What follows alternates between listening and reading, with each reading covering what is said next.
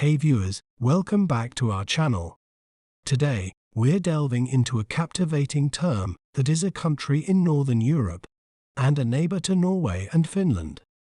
Well, how do we say its name correctly?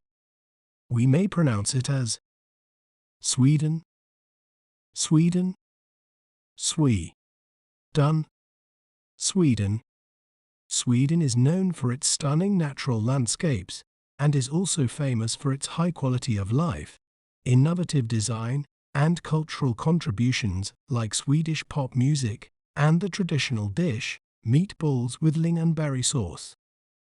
Isn't it fascinating how breaking down a word can make it clearer?